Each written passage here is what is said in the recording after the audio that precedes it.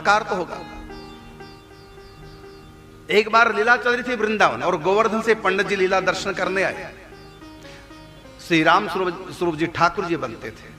अचानक लीला के बीच में पंडित जी को गोवर्धन जाना और पैदल जाते थे पंडित जी। लीला के बीच में ही आए थे कई दिन के लिए लीला दर्शन करने के लिए, रास बिहारी की सेवा के लिए, लेकिन पंडित जी को बीच में ही गोवर्धन किसी कारण से जाना पड़ा। तो उसी समय झांकी जब हुई, पहले नित्य रास होती है, उसके बाद फिर लीला होती है और दोनों के बीच में एक झांकी होती है।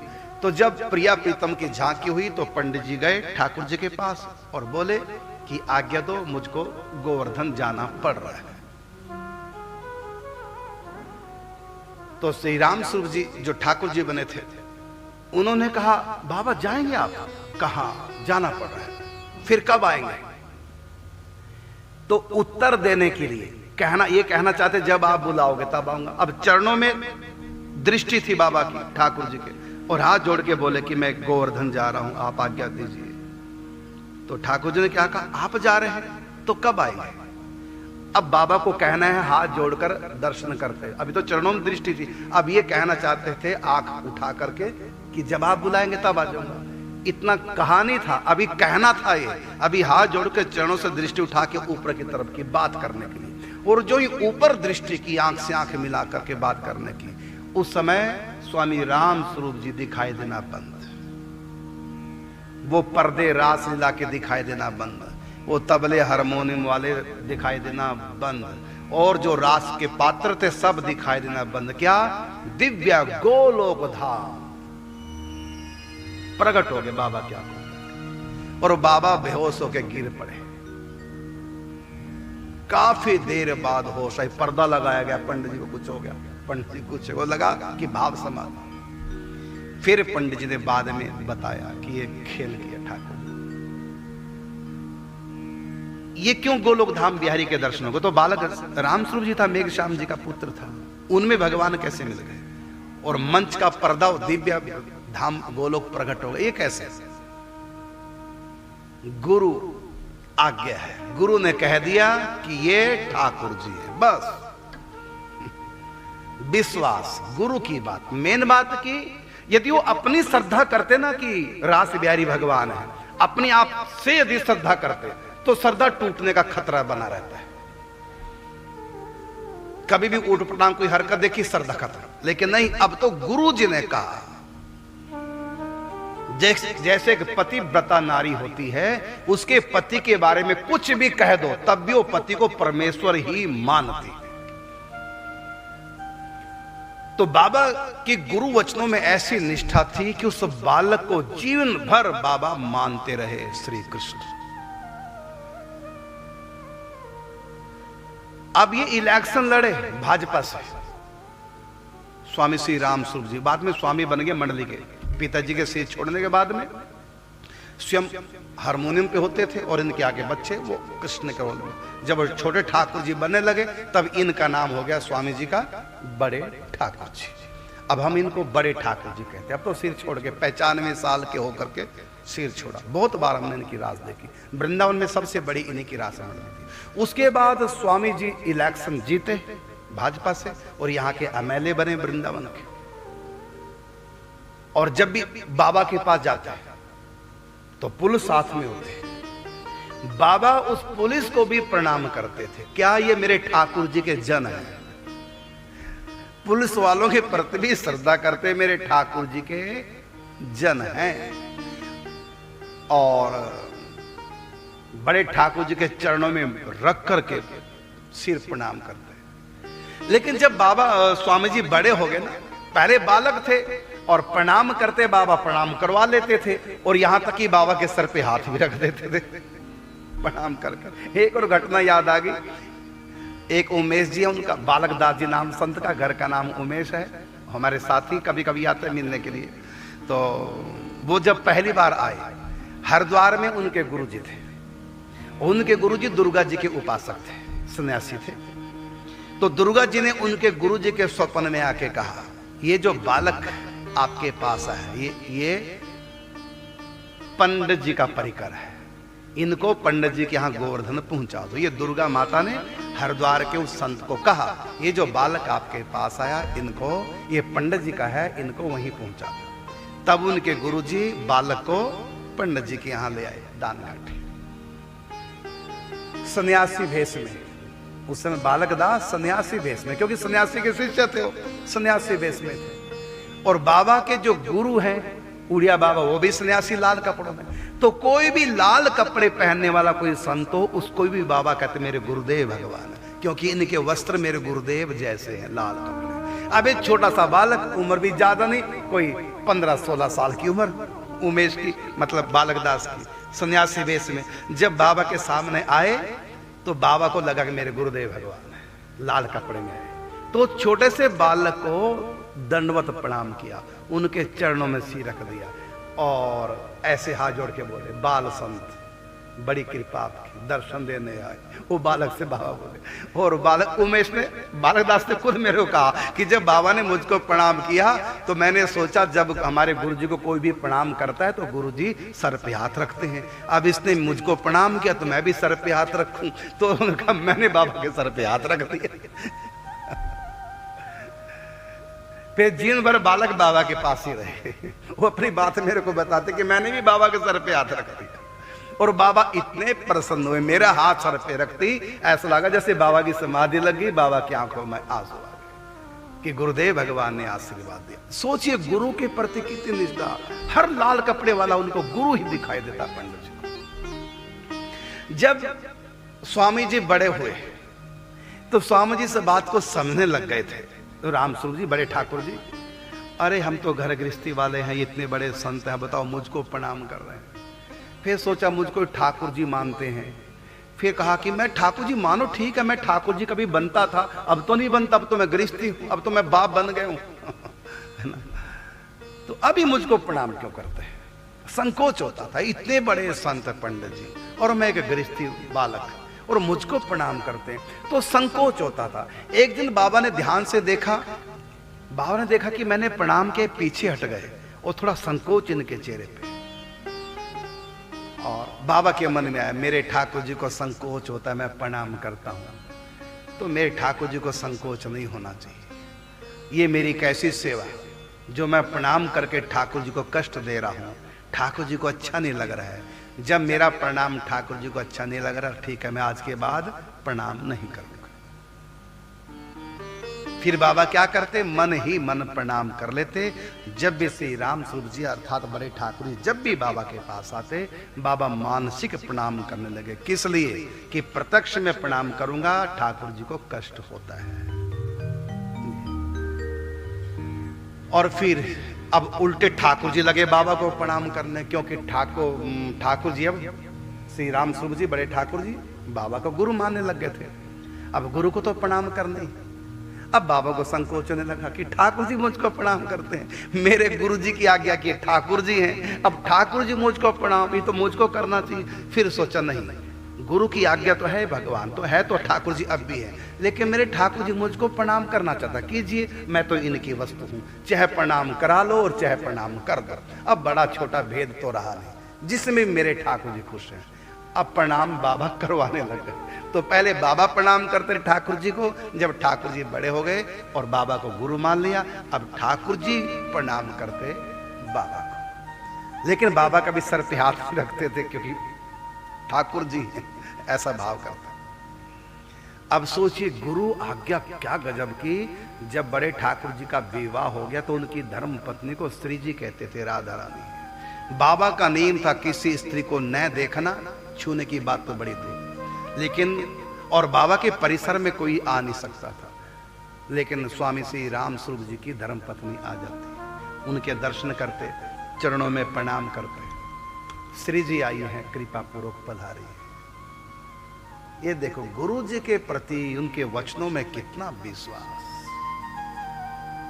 पंडित जी ने कहा ही नहीं, अपने जीवन में करके दिखाया कि गुरु वाक्यों में पूर्ण विश्वास करो। इस प्रेम राज्य में यदि कोई प्रवेश करना चाहता है तो गुरु में और कृष्ण में कोई अंतर नहीं।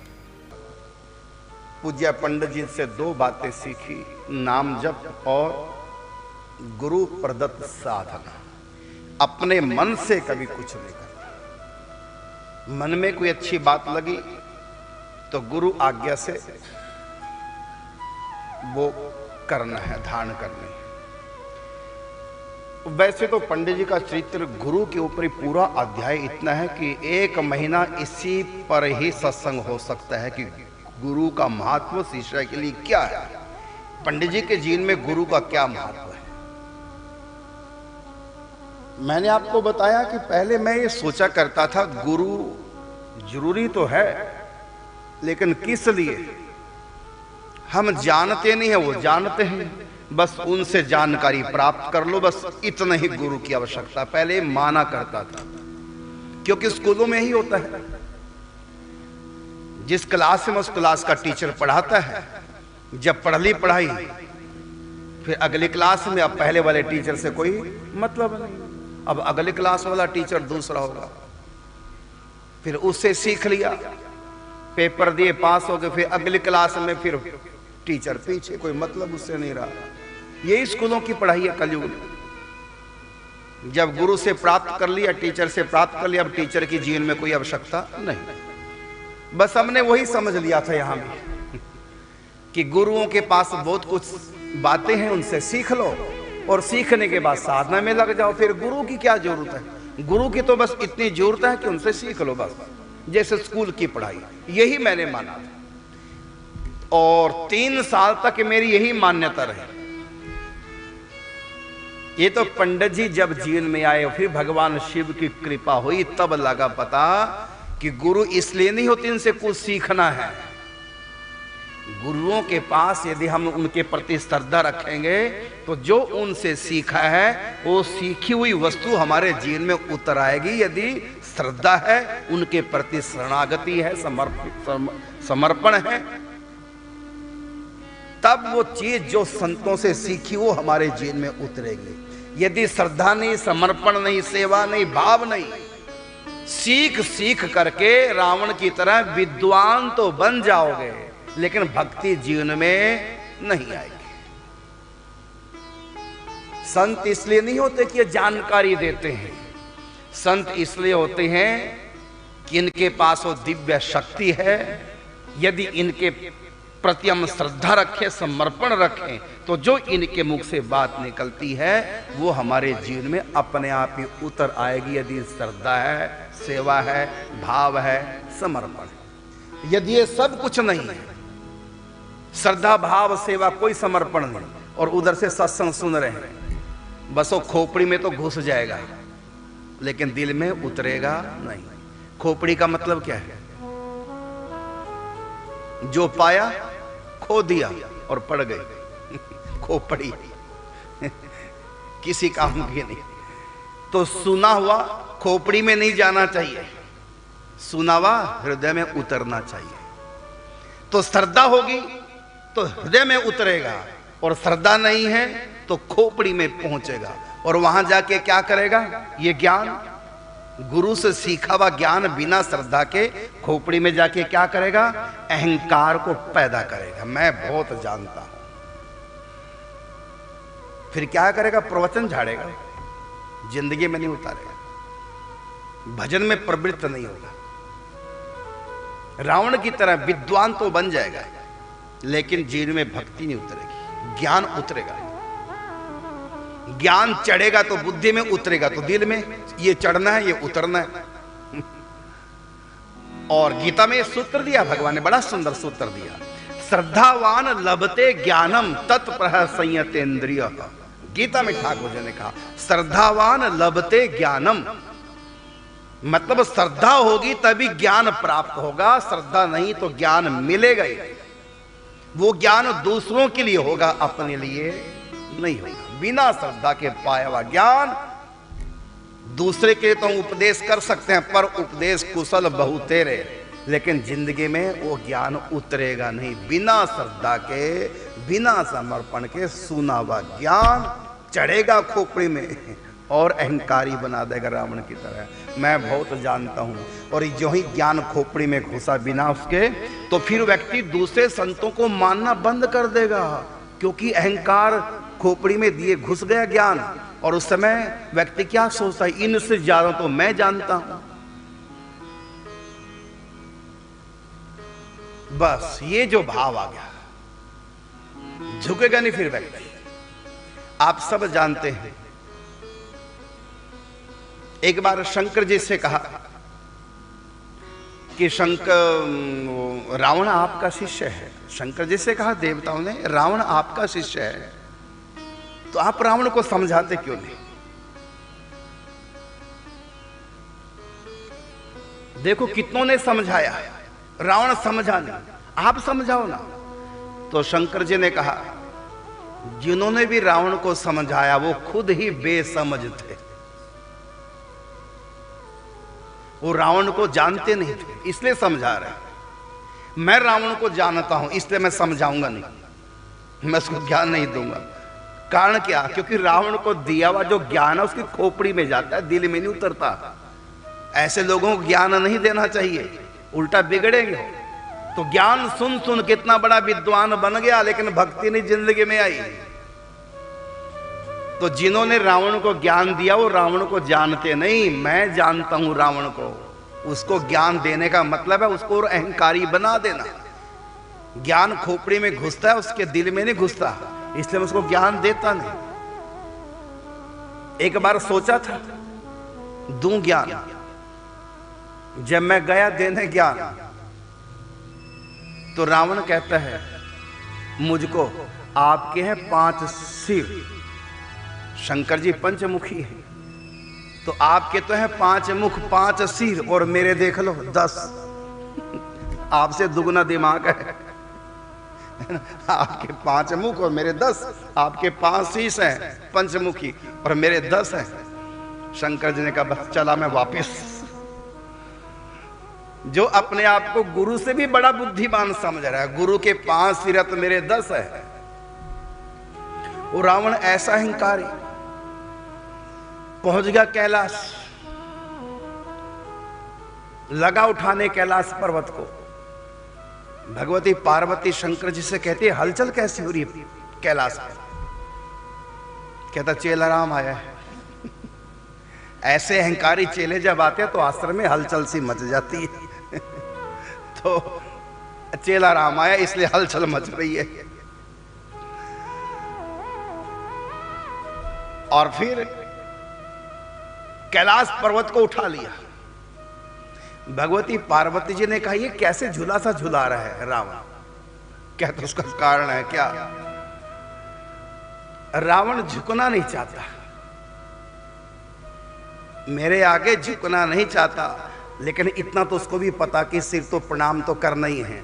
कहता सिर तो झुकाऊंगा नहीं, शंकर जी को उठा करके सिर पे रख लेता हूं, लेकिन झुकाऊंगा नहीं सिर। सर पे उठा लूंगा गुरु जी को, लेकिन झुकाना नहीं है। तो गीता में भगवान ने कहा श्रद्धावान लभते ज्ञानम तत्परः संयतेन्द्रिय। भगवान श्री कृष्ण कहते हैं गीता में, श्रद्धा यदि है, श्रद्धावान लभते ज्ञानम, वही ज्ञान को प्राप्त करेगा। और ज्ञान को प्राप्त कर लिया फिर क्या होगा, क्या रिएक्शन होगा उसके बाद? तो गीता कहती है श्रद्धावान लभते ज्ञानम तत्परः, मतलब वो ज्ञान के अनुसार चलने को तैयार हो गया। तत्पर का मतलब तैयार हो गया चलने पर, उतारने को अपने जीवन में ज्ञान। और संयत इंद्रिय अर्थात अपनी इंद्रियों को वो गुरु के अनुसार चलाएगा, अपने अनुसार नहीं चलाएगा। श्रद्धावान लभते ज्ञानम और तत्पर और संयत इंद्रिय। लेकिन शुरुआत कहां से? श्रद्धा से। तो इसलिए कहा कि आदौ श्रद्धा, आदौ का मतलब प्रारंभ, शुरुआत, फाउंडेशन, श्रद्धा। सुंदर बिल्डिंग बना दी रेत के ऊपर ही ऐसे, नींव मजबूत नहीं खोदी, कुछ नहीं, ऊपर ही ऐसे सीधा, और जब बरसात आएगी तो क्या होगा? तो हमारी साधना की बिल्डिंग में यदि हमारी श्रद्धा रूपी फाउंडेशन मजबूत नहीं है, कितना भी साधना कर लो ये बिल्डिंग ढहेगी, ये बिल्डिंग गिरेगी। तो गुरु निष्ठा गुरु के प्रति समर्पण, गुरु के वचनों में विश्वास, तो उसका पता कब चलेगा? जब श्रद्धा होगी। और पता कब चलेगा कि हमारी श्रद्धा हो चुकी गुरु वचनों में? तो श्रद्धावान लभते ज्ञानम तत्परा, तुरंत वो करने को तैयार हो जाएगा। यदि गुरु की बात सुन रहे हैं और करने को तैयार नहीं है, गुरु जी ने कहा तिलकंठी बहुत आवश्यक है और शर्माते हैं तिलकंठी ने। गुरु जी ने कहा 16 माला आवश्यक है लेकिन 16 नहीं करते। गुरु जी ने कहा एकादशी करनी चाहिए लेकिन नहीं करते। इसका मतलब सीधा सीधा क्या है कि सुन तो रहे हैं लेकिन उतार नहीं रहे। इसका मतलब श्रद्धा नहीं है। कहते जब श्रद्धा नहीं फिर दीक्षा क्यों ले ली? कहते हैं भेड़ चाल, भेड़ चाल से ले ली। फिर गुरुजी ने दी क्यों? फिर कहते चलो कुछ तो करेगा, something is better than nothing, कुछ तो करेगा। 16 नहीं तो 2 तो करेगा, कहीं तो मरेगा, कुछ तो करेगा। वो दयालु कृपालु गुरु जी। लेकिन काम कब बनेगा? श्रद्धावान लभते ज्ञान।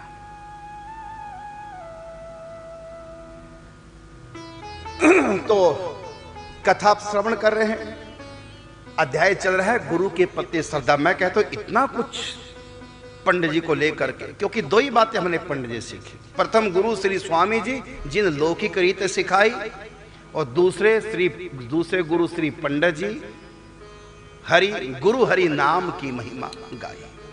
2 बातें पंडित जी के जीवन में। एक तो भजन, अनवरत दिन रात 6 घंटे एक आसन पर बैठ के पंडित जी भजन करते थे। 6 घंटे मतलब रात्रि 8 बजे सो जाते और 11 बजे जग जाता।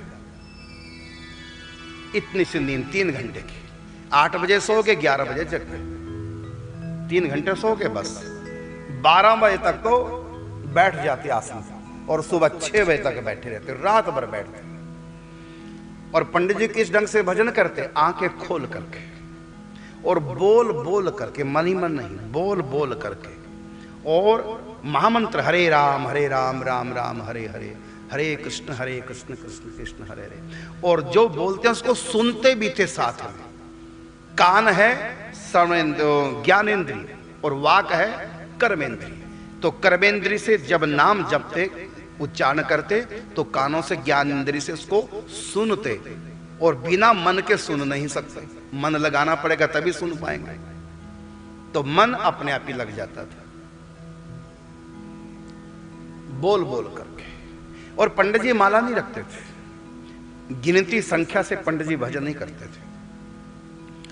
पंडित जी कहते हैं संख्या से यदि भजन करें तो लाभ तो है ही है, लेकिन उसका एक नुकसान भी है। लाभ क्या है कि जब तक माला हाथ में रहेगी भजन होता ही रहेगा, ये लाभ है। लेकिन हमारा तो ऐसे ही हो रहा है, इसलिए ये लाभ तुमको बिना माला का भी मिल रहा है, ऐसे ही हो रहा है। मैंने पंडित जी का नाम जब का इतना अभ्यास था, मास्टर बाबा से कहते मेरे को कई दिन हो गए सोए, नींद नहीं आई। मास्टर बाबा कहते बाबा क्या हुआ, नींद क्यों नहीं आ रही? कहते नाम नहीं छूटता, मेरे पीछे पड़ा हुआ है, नाम को भूलूं। और बोल बोल के और जब करते थे, नाम छूटे तो नींद आए, नाम मेरे पीछे पड़ गया, ये छूट नहीं रहा। कुछ दवाई दे दो ऐसी जिससे कि नींद से आ जाए कुछ मुझको। ये स्थिति बाबा की थी। नाम इतना, तो फिर माला की जरूरत क्या रहेगी बाबा को? नाम पीछे पड़ गया। तो बाबा कहते माला इसलिए लेनी चाहिए, चूक नहीं होती। तो मुझसे तो होती नहीं थी। जब से अपने गुरुदेव भगवान के मुख से महामंत्र सुना, बस अपने आप इन भजन होने लगा। भजन छूटे तो गलती हो, भूल हो तो माला पकड़ू, जिससे कि भूल ना हो। भूल मुझसे हुई नहीं, ऐसे पंडित जी के सात्विक संस्कार थे। इसलिए पंडित जी ने कहा माला नहीं लेता। हाँ, अगर मैं माला लूं तो एक हानि हो सकती है।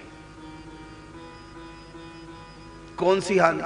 कि मैंने अक्सर देखा है जिन्होंने माला का संख्या का नियम लिया, एक हानि करते मैंने उनको देखा है। क्या? कि 64 माला करनी।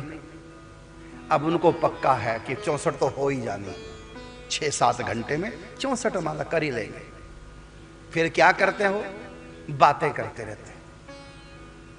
जब समय कम रहता है फिर रम रम रम रम कृष्ण कृष्ण रम रम रम कृष्ण कृष्ण, फिर जल्दी जल्दी करेंगे। 64 तो कर ही लेंगे, लेकिन वो प्यार से नहीं करते, बोझ समझ के करते, क्योंकि उनको यह है कि चलो जल्दी जल्दी पूरा कर लेंगे, बातें कर लो, फिर बाद में जल्दी जल्दी करके पूरा कर लेंगे 64 माला।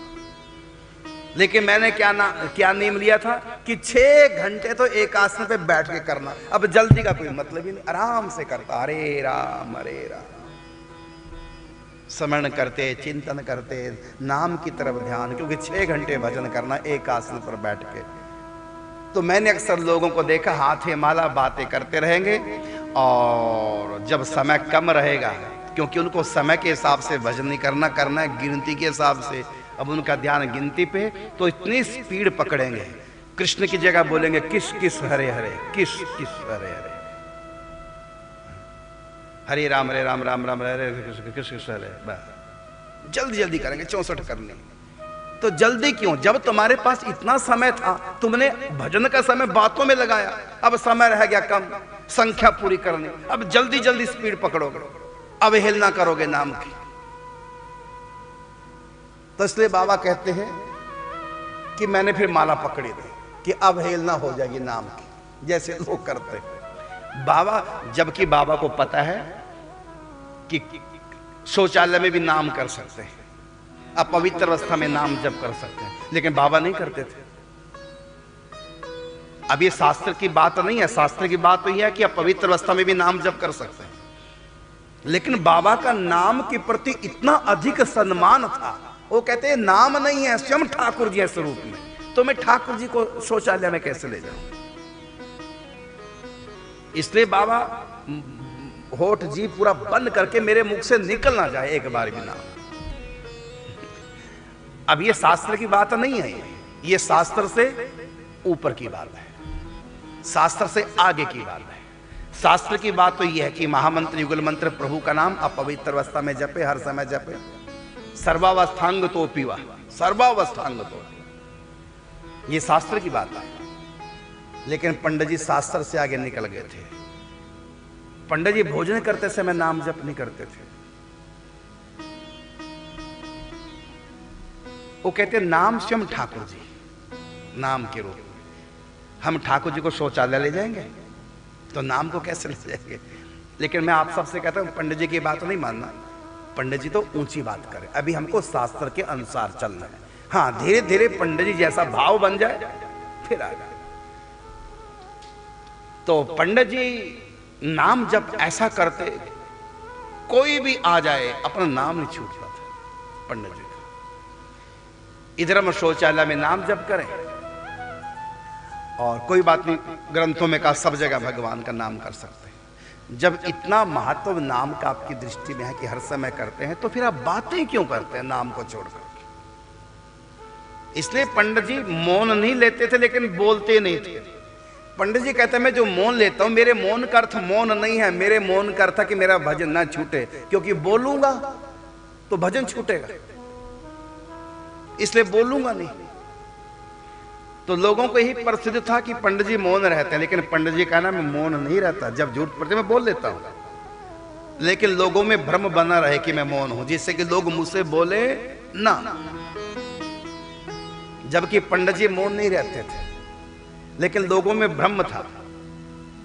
तो पंडित जी कहते हैं ब्रह्म जय भ्रम लोगों का बरकरार रहे, जिससे कि लोगों को लगे कि पंडित जी मौन रहते हैं, जबकि पंडित जी का मतलब मौन से नहीं था, पंडित जी का मतलब भजन से, छूटता नहीं। 6 साल लगातार मिर्ची वाली बगीचे में पूजा श्री पंडित जी रहे।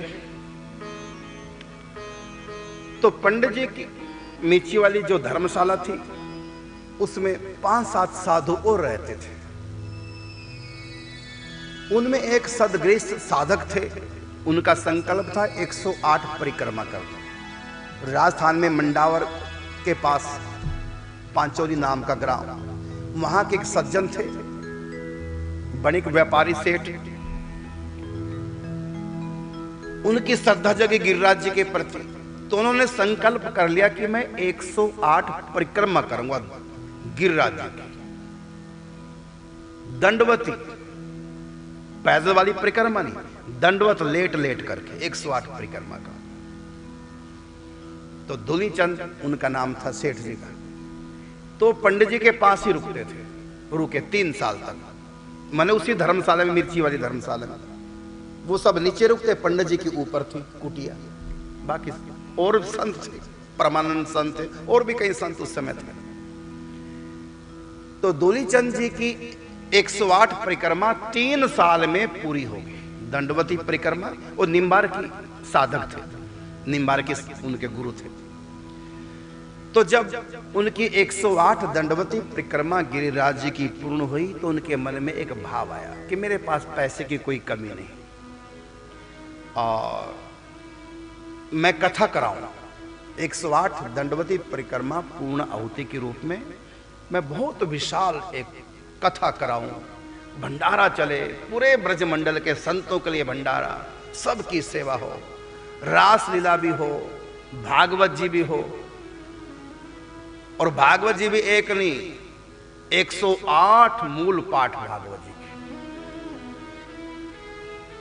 और पंडित जी से सलाह ली, किसको मैं प्रवक्ता के रूप में व्यासपीठ पर किसको निमंत्रण दूं। तो पंडित जी ने नाम लिया श्री श्रीनाथ जी शास्त्री जी का, वृंदावन के। और साथ में 108 कुंडीय गोपाल यज्ञ,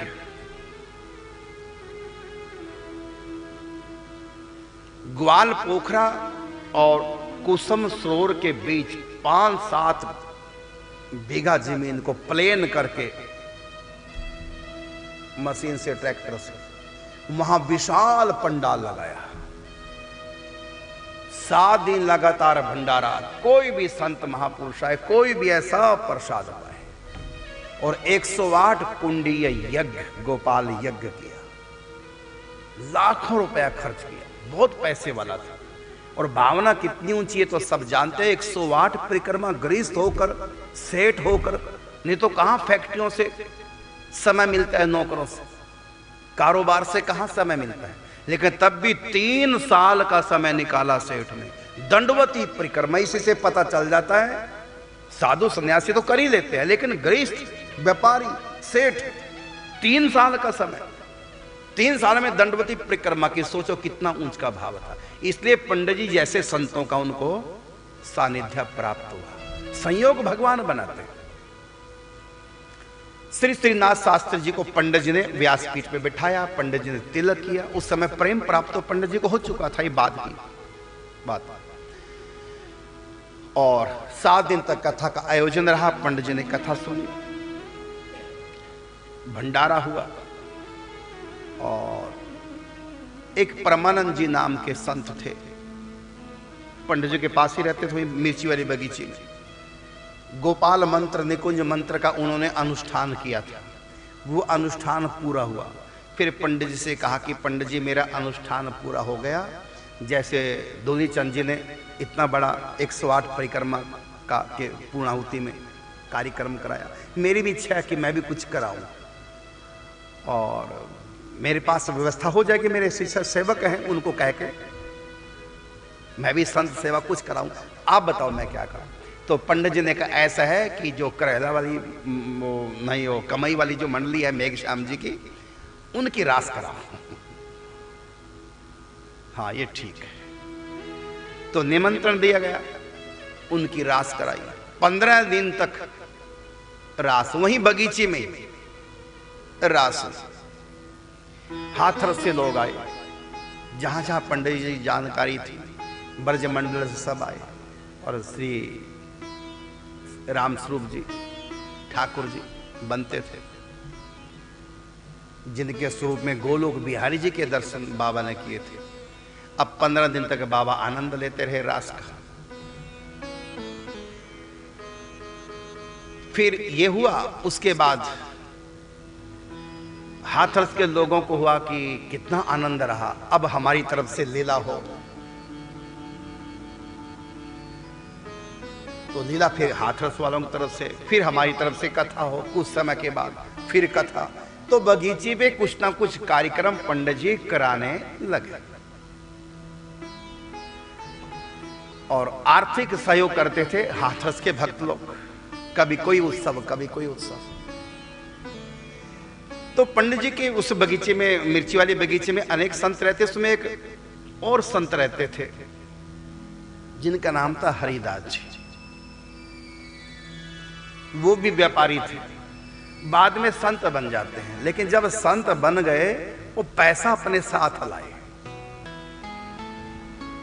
कि इससे मैं गुजर बसर करूंगा, दान का न खा करके, मेरा अपना पैसा है, इससे मैं गुजर बसर करूंगा। अच्छी बात है, जो सदग्रस्त है वो दान का ना खाएं और आके अपना अपने से गुजर बसर करें। लेकिन एक गलती कर दी, पंडित से पूछा नहीं, सोचा कि बैंक में मुझको डालने नहीं, अब सारे पैसे इकट्ठे रखे अपने पास बाबा जी ने, और कुछ ना कुछ उससे करते रहते थे। कोई उत्सव कर दिया, कोई संत को कोई चीज चाहिए तो संत को दे दी।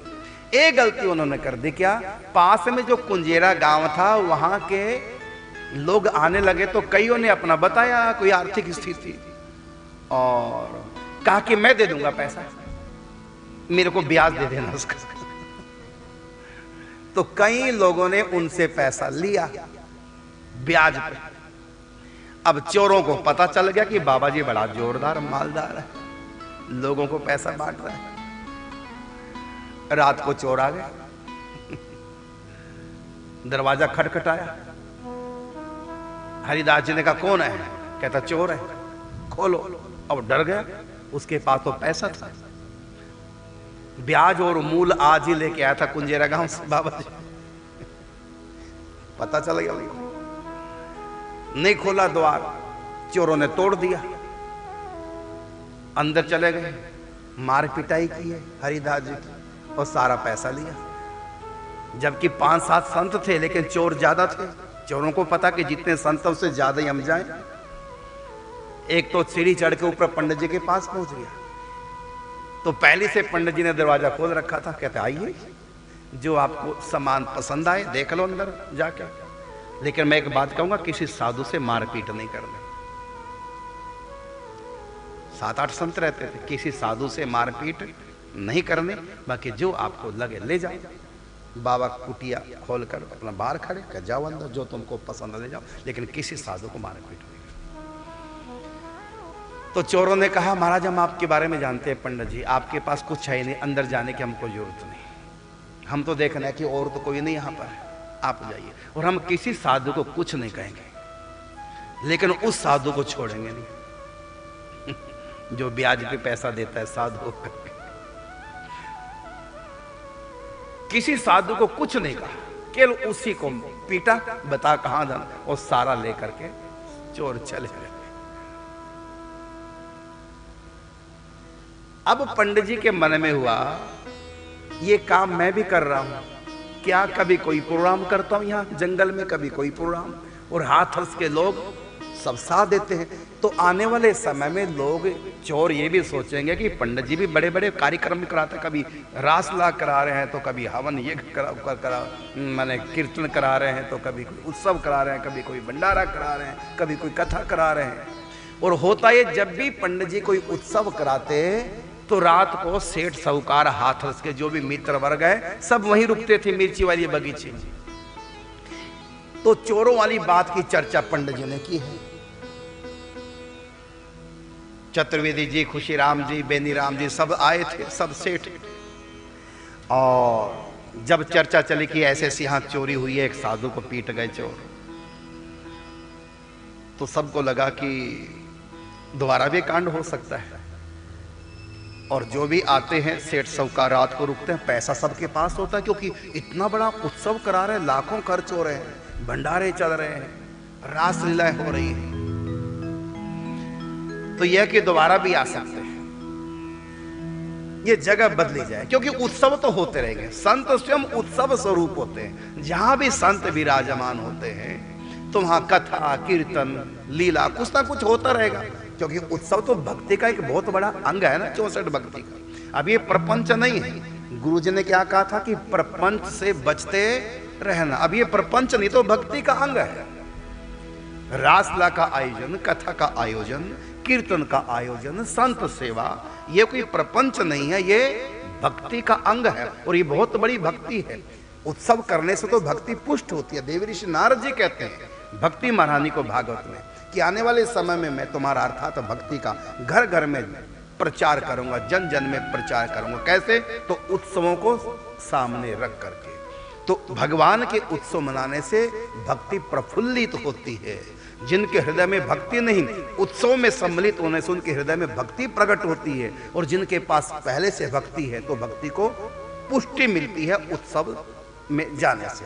इसलिए उत्सव मनाने चाहिए और उत्सवों में जाना चाहिए। तो यद्यपि गुरुजी ने कहा था कि प्रपंचों से बचते रहना, लेकिन पंडित जी के लिए प्रपंच नहीं था, पंडित जी के लिए भक्ति का अंग था।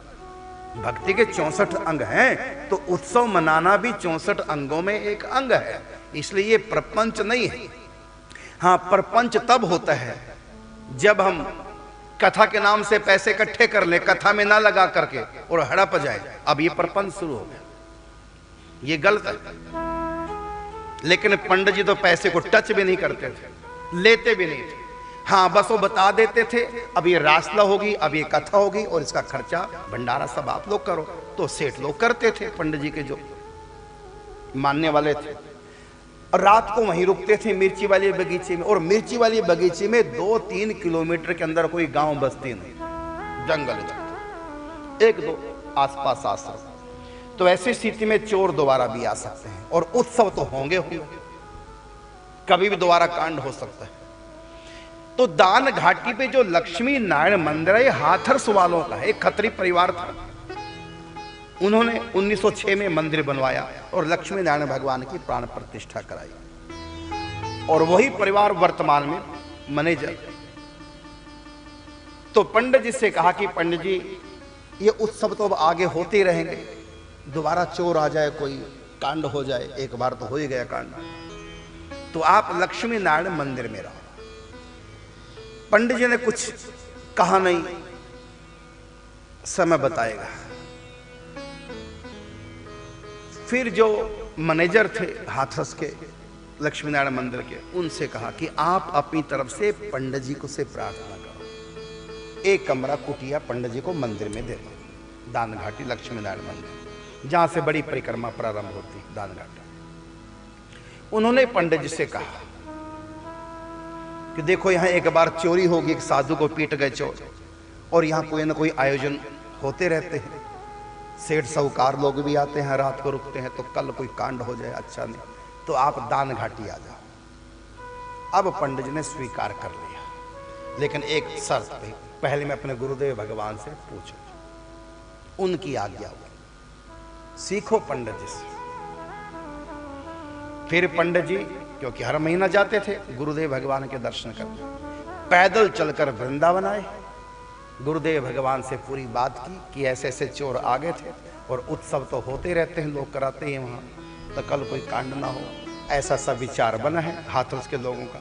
और वो मंदिर भी लक्ष्मी नारायण मंदिर हाथरस के लोगों का है, तो वहाँ मेरे लिए कुटिया की व्यवस्था के लिए कह रहे हैं, यदि आपकी आज्ञा हो तो मैं जाऊँ, और नहीं तो जहाँ मैं हूँ वहीं रहूँ, आप आदेश दीजिए। तो उड़िया बाबा ने कहा बिल्कुल ठीक, आप लक्ष्मी नारायण मंदिर ही नहीं, जहां भी चाहो वहीं रहो, लेकिन परपंच से बच के रहना। भजन में कोई भी किसी प्रकार का विघ्न बाधा न आए, भजन सतत चलता रहे, भक्ति में कोई विघ्न बाधा ना हो, ऐसा कोई प्रपंच नहीं पालना। और जो भी कुछ करना इन्हीं के लिए करना, संसार को रिझाने के लिए नहीं। जो भी कुछ करना, उत्सव मनाओ, कीर्तन करो, जो भी कुछ करना है करो इनके लिए, मतलब ठाकुर जी के लिए। लोक रंजन बीच में आ गया तो परपंच शुरू हो जाएगा, भगवान के लिए। अब आज्ञा मिलेगी गुरु जी की, फिर बता दिया सबको, तो बाबा की व्यवस्था होगी। बाबा के लिए संयोग की बात, कौन सी कुटिया दी, कौन सा मतलब कमरा मिला लक्ष्मी नारायण मंदिर का, वो कमरा जिसकी छत के ऊपर बाबा बैठे और ब्रज में प्रथम बार गिरिराज जी ने बाल कृष्ण रूप में प्रकट होकर दर्शन दिए। उसी कमरे के लिए बाबा मैंने वो किया, बाबा को दिया, बाबा उसी कमरे में आ गए। तो 6 साल बाबा मिर्ची वाली बगीचे में रहे।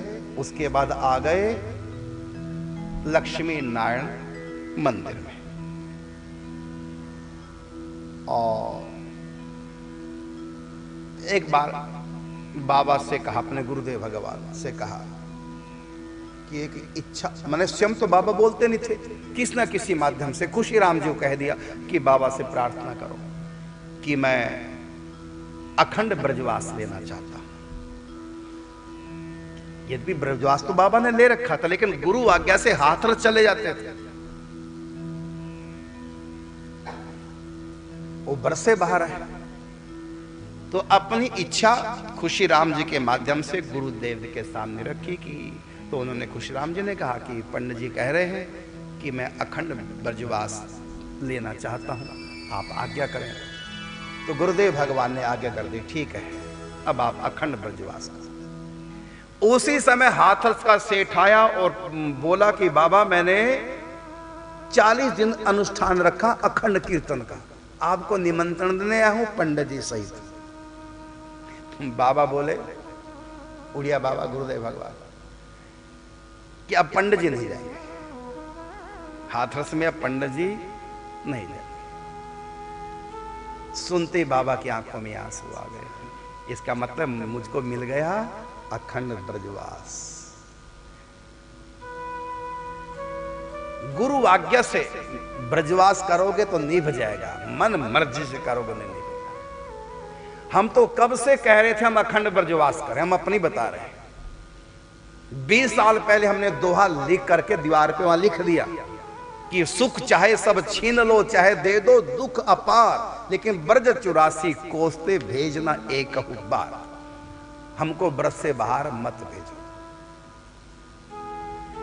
प्रचार हम करते थे तो हट गया मन प्रचार से। तो जिन गुरुदेव भगवान की आज्ञा से प्रचार करे थे बिहार में, दरभंगा, वहां मैं गया ये कहने के लिए कि मैं प्रचार करना नहीं चाहता, लेकिन आपकी बिना आज्ञा के छोड़ना नहीं चाहता, इसलिए आप आज्ञा करो मैं प्रचार छोड़कर अपना अखंड ब्रजवास करूं। लेकिन पूज्य श्री सरकार जी ने, गुरुदेव भगवान ने क्या कहा, नहीं प्रचार करो। तो मैं तरसता रहा, अखंड ब्रजवास मिले, ठाकुर जी से प्रार्थना करता रहा और मानसिक रूप से अपने गुरुओं से भी प्रार्थना करता रहा, क्योंकि ये हमने पंडित जी से सीखा, बिना आज्ञा के कुछ नहीं। अच्छा, मुझको कई संतों ने कहा कि आप ब्रज से बाहर ना जाओ, आप तो ब्रज की चीज है, आप ब्रज से बाहर मत जाओ, कई संतों ने कहा। लेकिन मेरे जो मेरे सदगुरुदेव भगवान है, इनमें से कोई भी गुरु कह रहे हैं यदि भगवान मुझको ब्रजवास दे रहे हैं तो गुरु के माध्यम से, जिनको मैंने गुरु बना रखा है मानसिक रूप से, कि इन गुरुओं में कोई भी कह दे, लेकिन किसी भी गुरु ने नहीं कहा। सरकार जी कहते करो प्रचार। और हमारे कई संत हैं, सब ने कहा हमको कि ये ब्रज की चीजें ब्रज से बाहर नहीं जानी चाहिए। हमको भी कहा, आश्रम वालों को भी कहा, लेकिन हमको था कि जब तक गुरु जी नहीं कहेंगे। और हम प्रार्थना करते, हमने कई पदों की रचना की है, अपने सत्संग कथाओं में पदों को सुनाते, एकांत में भी सुनाते कि अब हमको ब्रजवास, अब यहाँ हमारे पास आश्रम, हम अपनी मर्जी से भी तो ब्रज में रुक सकते हैं ना, कोई रोकेगा क्या? अपना तो आश्रम है हमारा, ब्रज में रुक जाओ। लेकिन हमारी ये इच्छा थी कि हम अपनी मर्जी से ब्रजवास नहीं करें।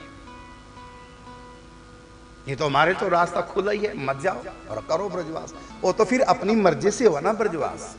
लेकिन हमने पंडित जी से यही सीखा है, अपनी मर्जी से ब्रजवास, गुरु आज्ञा से। और ऐसा नहीं कि गुरु जी सिर छोड़ गया, वो कैसे आज्ञा दे, हमको पता देते हैं। भले सिर छोड़ गए लेकिन आज्ञा नहीं मिली, और जब मिली तो मिल गई और फिर आ गए, हो गया ब्रजवास। ऐसे पंडित जी ने ब्रजवास कर लिया। फिर एक बार जब अखंड ब्रजवास हो गया ब्रज का, अब हाथरस जाना बंद हो गया। अब मन में आया कि गुरुजी वृंदावन रहते हैं और मैं गोवर्धन रहता हूं। अब बाबा का माना कि मैं अखंड गिरिराज वास करूं, मतलब वृंदावन भी ना आऊं, बरसाना भी ना जाऊं। ब्रज 84 कोस जो है केवल मैंने पहले तो था ब्रज 84 कोस में कहीं भी जाओ, ये आज्ञा थी गुरुदेव भगवान की, लेकिन अब मन कर रहा है कि मैं गोवर्धन से ही बाहर ना जाऊं। मतलब गिरिराज साक्षात कन्हैया है, बाल कृष्ण है। अब मैं बाल कृष्ण को, लाला को छोड़ करके कहीं ना जाऊं, ये पंडित जी के मन में विचार आया। लेकिन गुरु जी हैं वृंदावन, और गुरु जी के बिना मैं कैसे रहूंगा? गिरिराज जी है मेरे लाला, एक तरफ लाला का छोड़ने का मन नहीं करता, लालों को पकड़े रखूं गिरिराज जी को तो बाबा के पास नहीं जा पाऊंगा, गुरुदेव भगवान के पास। और गुरुदेव भगवान के पास जाऊंगा तो लाला कहता मेरे पास रहो। अब लाला की बात मानो कि गुरुदेव भगवान, और आज्ञा लेने का मन नहीं है कि मैं बाबा से कहूं बाबा अब मैं अखंड गिरिराज जी का वास चाहता हूं। अखंड गिरिराज जी का वास चाहने का मतलब है अपने गुरु के पास कभी आ ही नहीं सकेंगे। अब सोचो कैसे संभव होगा? गुरु जी भी नहीं छोड़ना और गिरिराज जी भी नहीं छोड़ना। गिरिराज जी को पकड़े रखे तो गुरु जी गए, और गुरु जी के पास है तो गिरिराज जी कहते हैं मुझको छोड़ के मत जाओ, मेरा नहीं मन लगता जब तुम कहीं भी जाते हो। अब इधर लाला की भी चिंता है, इधर गुरु की भी। अब क्या किया जाए? कुछ दिन ऐसी उआफ हो रही, फिर पंडित जी को पता चल गया एक बात का, क्या कि अभी गुरुदेव शरीर छोड़ने वाले हैं। ये ज्ञान हो गया पंडित जी को। कहते गुरु जी सिर छोड़ने वाले हैं, जब गुरु जी सिर छोड़ जाएंगे फिर तो यहां आना ही नहीं, और बिना गुरु आज्ञा के अखंड वास नहीं करना। भले कन्हैया कितना भी रोए कि मुझको छोड़ के मत जाओ, ब्रजवास तो करना है गिरिराज जी। तो क्या किया पंडित जी ने? शरीर छूटने से पहले पंडित जी को पता चल गया था, गुरुदेव भगवान से आज्ञा ले ली किसी के भक्त के माध्यम से कि अब मैं अखंड गिरिराज जी का वास चाहता हूं, गुरुदेव आज्ञा करें। तो guरुदेव ने आज्ञा कर दी। जो ही गुरुदेव ने आज्ञा कर दी, 2 दिन के बाद गुरुदेव भगवान ने सिर छोड़ दिया। पंडित जी को पहले ही पता चल गया था, और फिर उसके बाद गुरुदेव भगवान का सिर छोटा सोमवार के दिन अगले दिन जमुना जी में संस्कार कर दिया, और वहां से सीधा गिरिराज जी आ गए। फिर गिरिराज जी को छोड़कर पंडित जी कहीं नहीं गए, बल्कि कुछ समय के बाद बाबा के आश्रम में उड़िया बाबा के, तो उड़िया बाबा के श्री विग्रह की स्थापना करें। तो सबका मन था कि स्थापना दिवस पर पंडित जी आ जाए, लेकिन पंडित जी नहीं आए। क्यों नहीं आए? गुरु आज्ञा है, गुरु आज्ञा से वास किया ना, तो गुरु की आज्ञा में कैसे टालूं? तो गुरु जी के श्री विग्रह की स्थापना वृंदावन में हुई, बुलाने पर भी पंडित जी नहीं आए, लेकिन गुरु स्थान है इसलिए पंडित जी ने खुशी राम जी को भेज दिया कि मेरी तरफ से आप जाओ, मैं गुरु आज्ञा का उल्लंघन नहीं कर सकता। गुरु की आज्ञा है कि मैं अब अखंड ब्रजवास करूं, इसलिए मैं अखंड ब्रजवास कर रहा हूं, अब मैं नहीं जा सकता, मतलब अखंड गिरिराज जी का वास। तो कोई भी साधन पंडित जी ने यही सिखाया। दूसरे गुरु श्री पंडित जी गुरु हरि नाम की महिमा गाई, प्रभु के नाम की महिमा और साथ में गुरु की महिमा, गुरु के बिना कुछ नहीं। और पंडित जी कहते हैं गुरु की आज्ञा लेकर कोई भी साधना करो, बुरे से बुरा प्रारब्ध भी उस साधना में विघ्न नहीं कर सकता। यदि गुरु आज्ञा से, गुरु का हो करके, गुरु की प्रेरणा से, गुरु की आज्ञा से साधना कर रहे हैं, हमारा प्रारब्ध भी साधना में विघ्न करेगा नहीं, और अंत में साधना सफल। तो बाबा ने जो जो भी साधना की सब गुरु आज्ञा से। एक बार पंडित जी से बाबा ने कहा था, मैंने गुरुदेव भगवान ने, कि पंडित जी भागवत जी का आपको सबसे अच्छा श्लोक कौन सा लगता है? अब इतना तो पूछा, तो पंडित जी को क्या हुआ, इसका मतलब यह है कि गुरुजी संकेत में आज्ञा कर रहे हैं कि भागवत जी का पाठ किया करो। गुरुजी ने कहा नहीं, केवल पूछा था कि आपको भागवत जी का सबसे अच्छा श्लोक कौन सा लगता है। इतने में पंडित जी समझ गए क्या कि अब मुझको हर रोज भागवत जी का पाठ करना है। लगे करने भागवत जी का पाठ। कहता गुरु आज्ञा हो गई। इशारा हुआ ना, संकेत हुआ बस। ऐसे एक बार चौपाई के बारे में बोला, रामायण की चौपाई में सबसे ऊंची अच्छी चौपाई आपको कौन सी लगती है? पंडित जी ने बता दिया जो लगती है, गाइए राम ही सुमरियो। और उसके बाद पंडित जी ने ये मतलब अपना विचार बना लिया, इसका मतलब गुरुदेव भगवान की सांकेतिक आज्ञा हो चुकी है, रामायण का पाठ कर। अब डेली रामायण का पाठ करने लगे। एक बार पंडित जी दर्शन करने गुरुदेव भगवान के, तो गुरुदेव ने इतना पूछा कि पंडित जी क्या परिक्रमा करके आए हो क्या? बस इतना पूछा था। उस दिन से परिक्रमा शुरू कर दी। मने गुरु संकेत में भी कुछ कह रहे हैं, वो भी समझ करके वैसा अपना जीवन बना लिया। अब प्रतिदिन परिक्रमा, भागवत जी का पाठ, रामायण जी का पाठ प्रतिदिन होने लगा। और पंडित जी की गुरु जी के प्रति निष्ठा देखिए। वृंदावन कहां कहां गोवर्धन। गोवर्धन में कभी भी पंडित जी वृंदावन की तरफ मुंह करके ना थूकते थे, ना शौचादि क्रिया करते थे। यहां तक कि सोते समय भी इधर पांव नहीं रखते वृंदावन की तरफ। और यहां तक कि बैठने में भी पांव इधर वृंदावन की तरफ करके नहीं बैठते थे। क्यों? कहते इधर गुरुदेव भगवान है, वृंदावन में गुरु जी का स्थान है।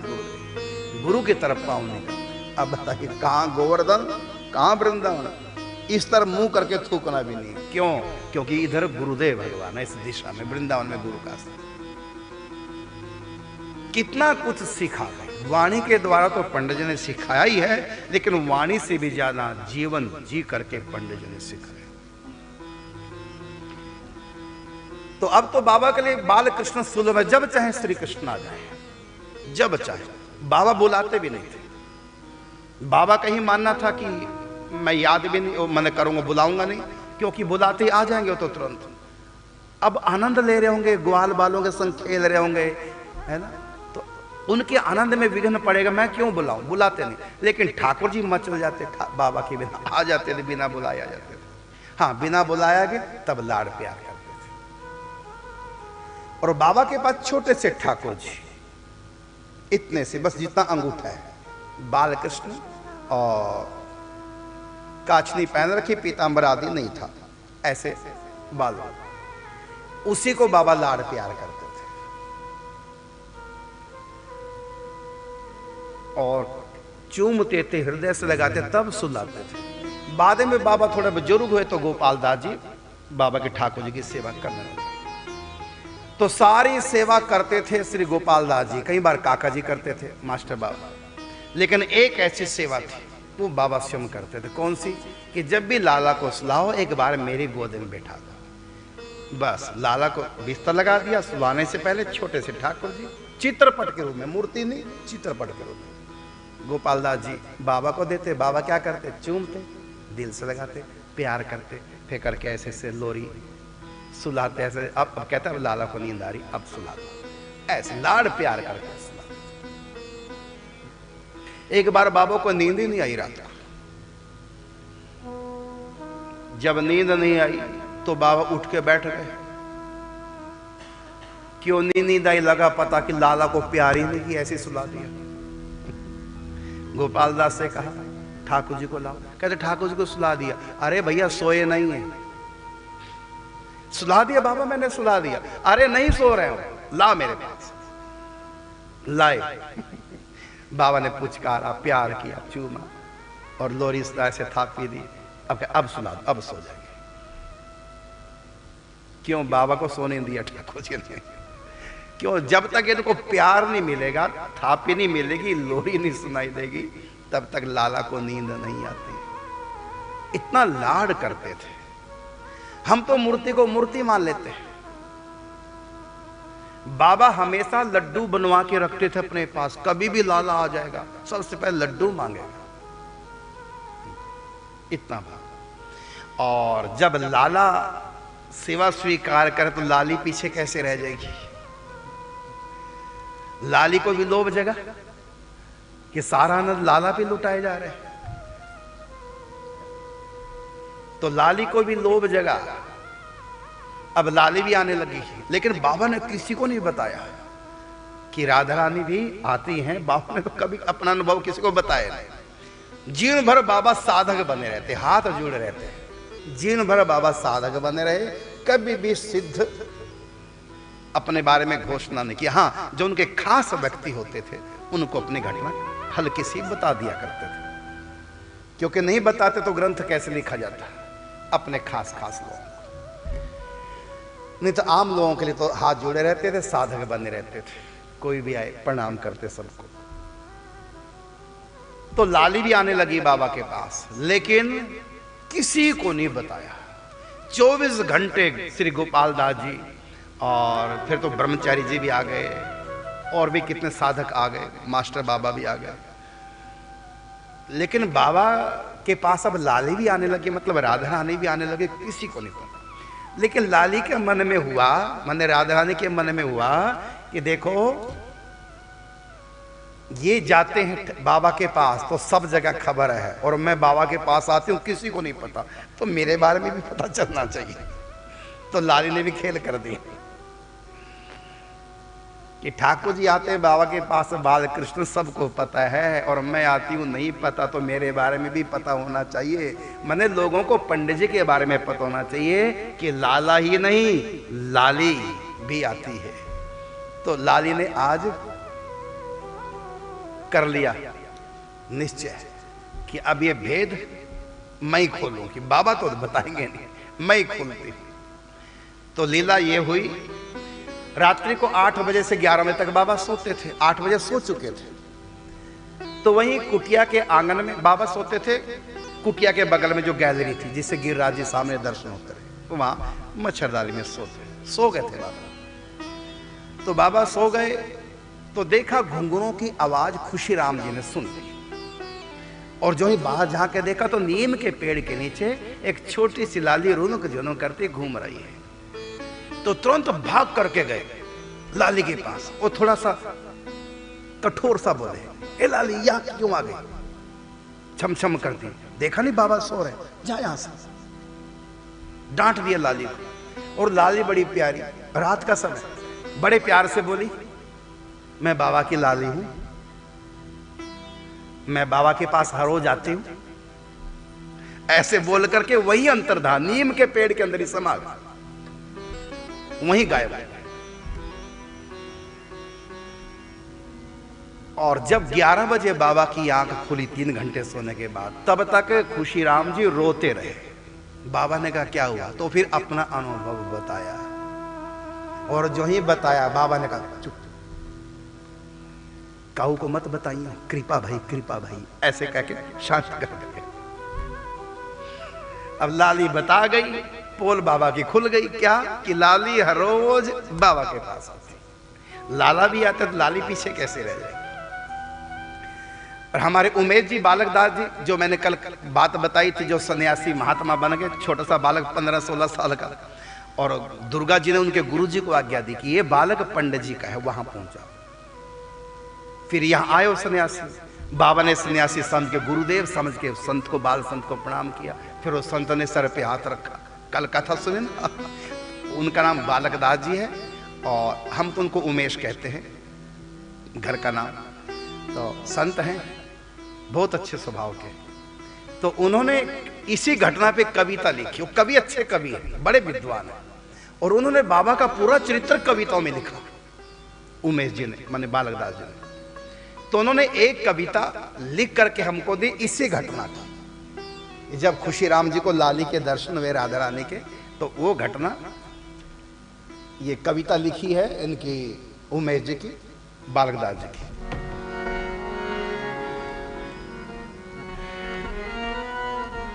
बाबा तेरे आंगन में लाडली तिहारी राधा, देखी वो अनूठी मैं तो बड़ो भाग्यशाली हूँ। बाबा तेरे आंगन में लाडली तिहारी राधा, देखी वो अनूठी मैं तो बड़ो भाग्यशाली।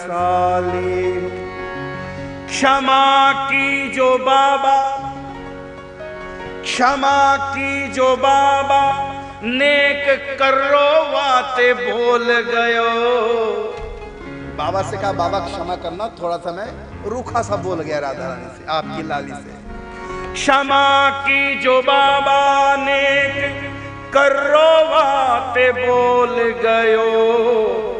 पायन में घुंघरू बजाती देखी ताली, ताली बजाते घुंघरू बजाते नाच रहे थे। और आगे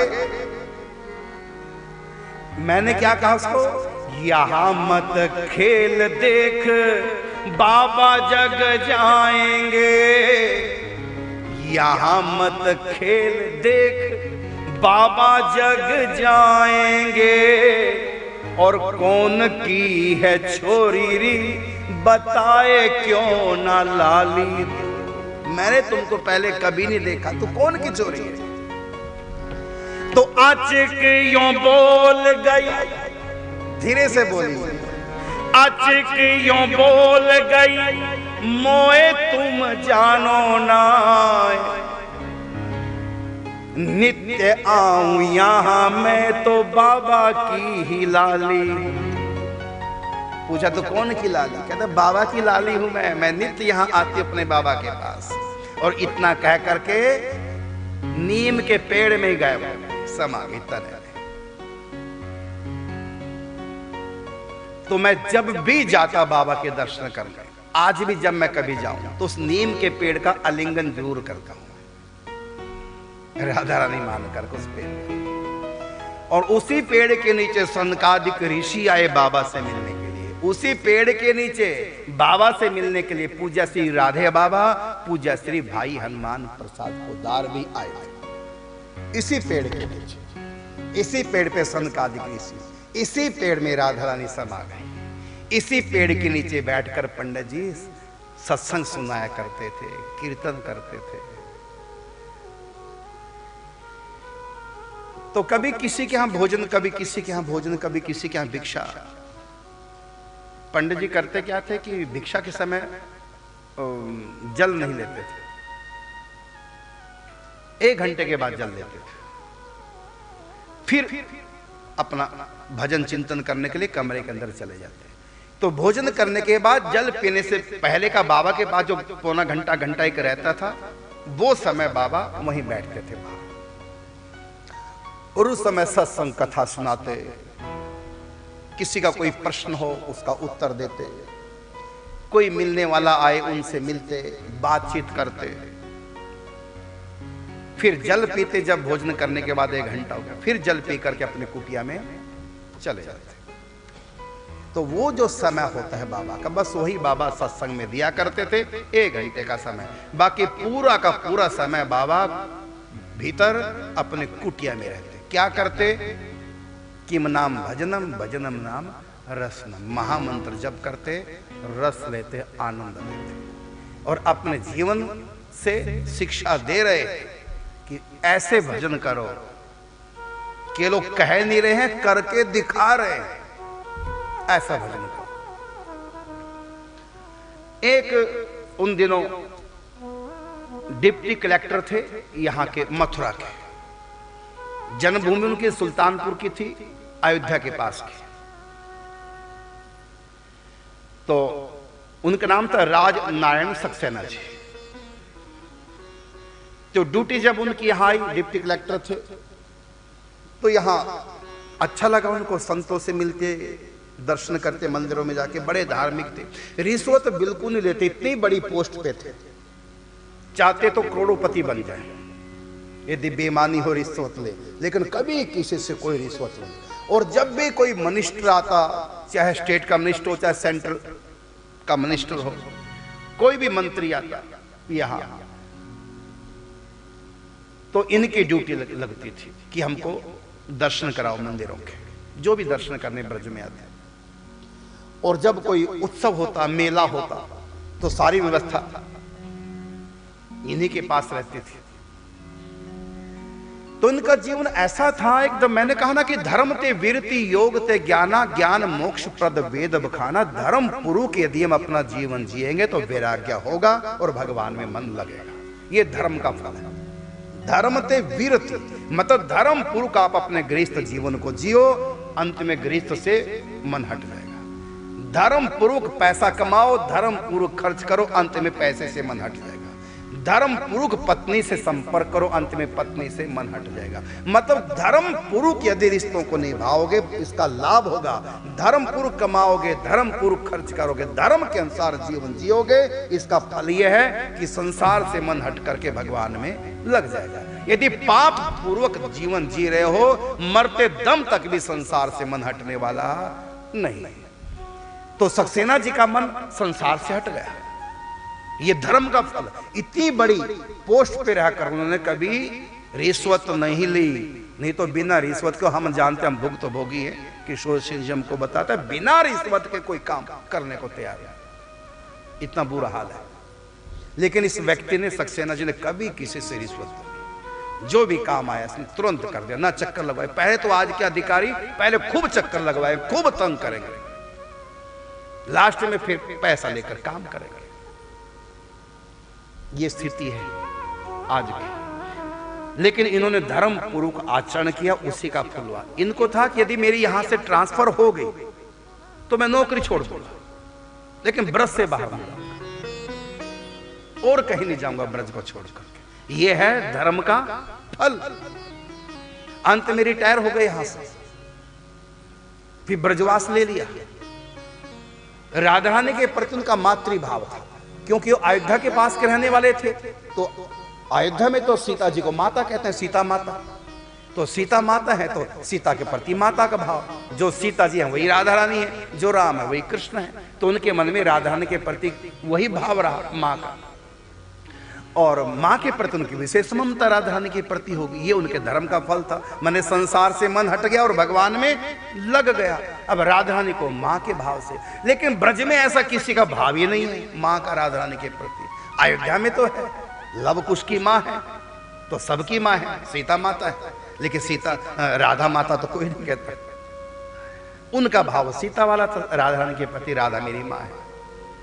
लेकिन यहां उसको पुष्टि नहीं मिलती थी। ब्रजवास ले लिया, बरसाने में रहने लगे, शिव जी के मंदिर के नीचे कुटिया बनाकर वो झाड़ू लगाते। इतनी बड़ी पोस्ट पे, बाद में छोड़ दिया सब कुछ पे, यहां झाड़ू लगाते, सेवा करते अब धन से। और बस एक बात उनको करती थी कि यहां मेरे भाव की पुष्टि नहीं होती। अपनी मन की बात किसी संत से की, संत ने कहा राम राम, सीता की राधा रानी के पति मां का भाव, ये ब्रज में भाव नहीं भाई। राधा रानी किसकी मां है? यहां से तो पुत्री मानो या सखी मानो या स्वामिनी मानो, लाडो मानो तुम। ये तो ब्रज से बाहर का भाव है, ब्रज का भाव नहीं। तो राधा रानी को कोई मां नहीं ब्रज में मानता, ना ये मां बनी, ये पत्नी नहीं है, ना ये पत्नी है, ना ये मां है। ये तो प्रिया प्रीतम की जोड़ी है, ये तो हमारी स्वामिनी है। तो उन्होंने मना कर दी, यहां तो कह दिया अपराध है। अब उनको इतना दुख हुआ, लेकिन जिस संत ने कहा, तो संत भी बड़े ऊंचे महापुरुष थे। अब वो रोए रहे, उनको लगा कि मैं मां के बिना रह नहीं सकता, मां कहे बिना नहीं रह सकता। अब मैं मां ही नहीं कहूंगा, अपनी मां को मां नहीं कहूंगा। अब उनका इतना प्रगाढ़ मां का भाव हो गया राधा रानी के प्रति। ये किसका फल था? धर्म पूर्वक जीवन जिया, कभी रिश्वत नहीं ली, संतों का संग किया, सेवा की, ब्रजवासियों की, संतों की, उसी का फल था।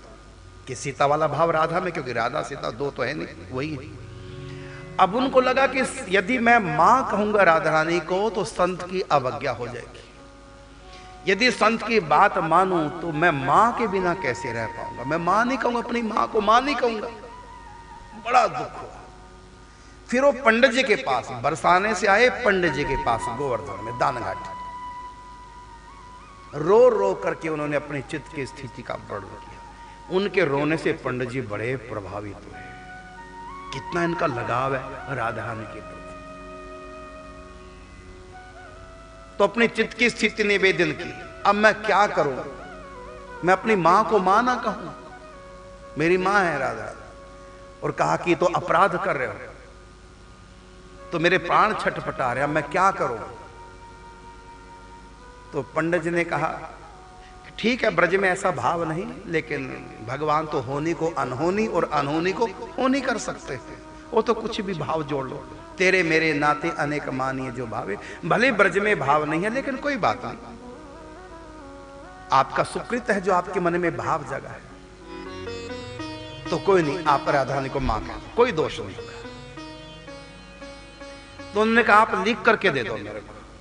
ऐसा क्यों कहा उन्होंने, लिख कर दे दो पंडित जी को? इसलिए कहा कि कोई भी संत टोकेगा जब मैं मां कहूंगा तो मैं तुरंत कह दूंगा देखो लिखा हुआ पंडित जी ने कहा है, और पंडित जी की बात को कोई टाल ही नहीं पाएगा। यदि मैं मौखिक रूप से कहूंगा तो कोई विश्वास नहीं कर पाएगा, इसलिए कहा कि आप लिख कर दे दो। तो पंडित जी ने कहा ठीक है। तो पंडित जी ने लिख करके दे दिया, लिख दिया क्या कि कोई दोष नहीं लगेगा, तुम राधा रानी के प्रति तुम्हारा मातृभाव है वही भाव रखो, कोई दोष नहीं लगेगा, ये हम कह रहे हैं। और लिख दिया, और जो ही लिखा तो उनके हाथ में लगे देने पंडित जी में आवेश आ गया।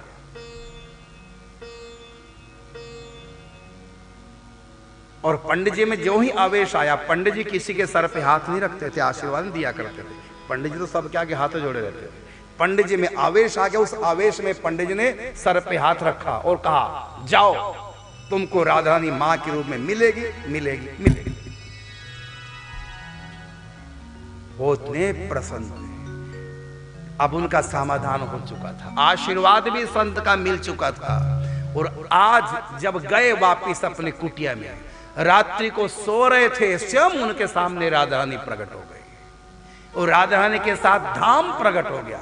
सुंदर सिंहासन पर राधा रानी बैठी हुई है और इनको जगाया, और जो ही ये जगे उनको पकड़ के राधा रानी ने अपने गोद में भर लिया और उनको सहलाने लगी, जैसे माँ अपने बेटे से प्यार करती है।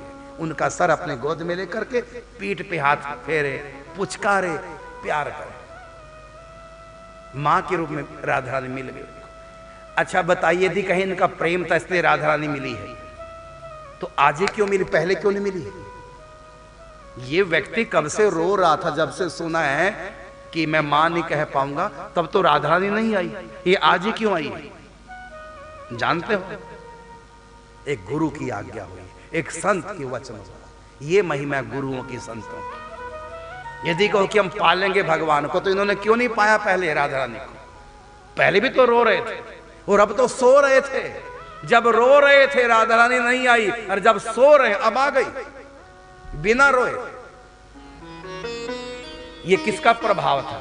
यह है संत कृपा, बाबा की, पंडित जी की कृपा।